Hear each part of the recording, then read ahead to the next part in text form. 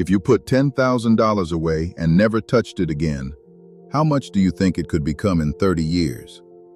Most people guess somewhere around double, maybe triple. The real answer, using nothing but ordinary, patient math, is over $100,000. 10 times what you started with. That gap between what people expect and what actually happens is the most important idea in investing. It's called compounding, and almost no one explains it properly. By the end of this, you'll understand exactly how compounding works, why starting early beats being rich later, a 10-second trick to estimate it in your head, and the quiet way it can work against you. No jargon. We'll define every term as we go. Here's the thing that trips people up. We're taught to think in straight lines. You save $100 a month, so after a year you have $1,200. After 10 years, $12,000. Add it up, step by step. But money that's invested doesn't grow in a straight line. It grows on a curve. Because the returns you earn start earning returns of their own.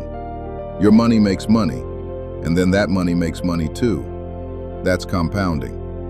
And a curve, given enough time, will always leave a straight line far behind. Let's start with the simplest possible version.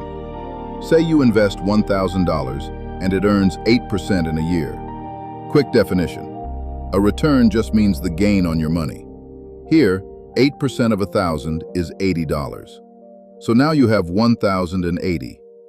The next year, you earn 8% again, but not on the original 1,000. On the whole 1,100 you now have. So you earn $86, not 80. $6 extra, just because last year's gain is now working for you too. It sounds tiny, $6. But that small difference, repeated, is the entire engine. Every year the base gets bigger, so every year's gain gets bigger. Interest earning interest. That's the whole secret. Now let's stretch that out and actually see it. Take that $10,000 from the start. Leave it invested, earning a hypothetical 8% a year for 30 years. If money grew in a straight line, simple interest, $800 every year, you'd end with $34,000. Not bad.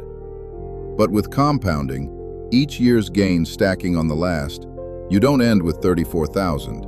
You end with about $100,600. Same money, same 8%.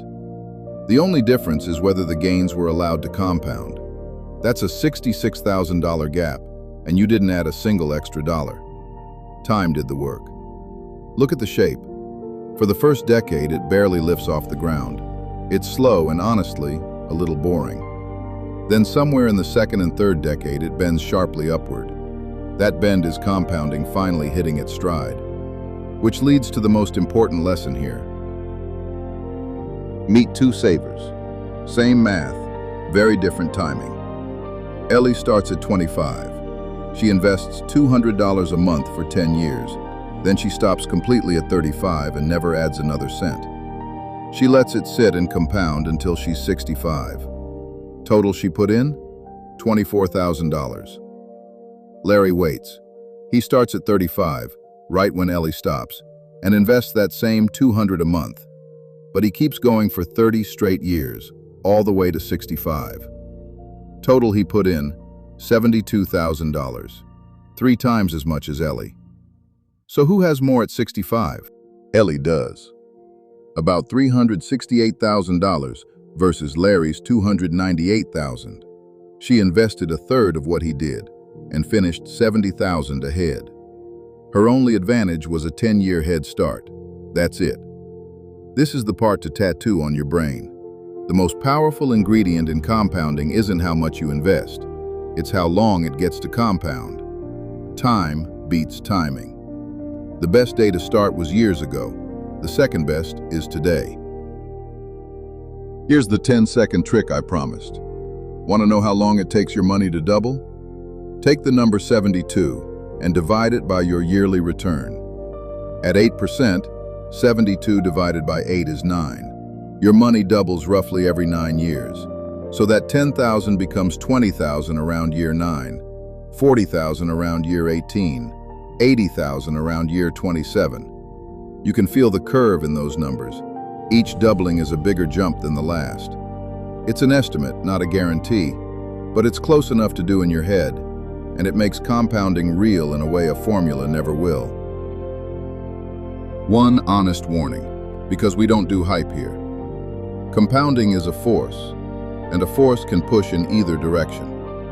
Remember our $100,000 at 8%? Now imagine a 2% yearly fee quietly comes out, leaving you 6%. That doesn't cost you 2% of the total. Over 30 years, that same $10,000 grows to about $57,000 instead of $100,000.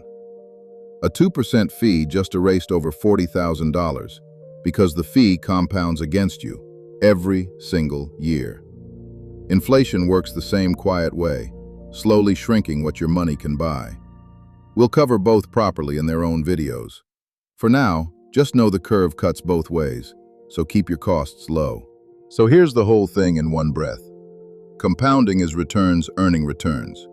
It starts slow and bends upward, so time matters more than the amount. You can estimate it with the rule of 72, and fees compound against you, so keep them low. You don't need to be rich to use this. You need to start, stay consistent, and let time do the heavy lifting. If this made compounding click, subscribe. That's exactly the kind of plain, useful breakdown we do every week. Next, we answer the question that follows naturally from this one. If time in the market is what matters, what should that money actually be in? Index funds or individual stocks? We'll break it down. No BS.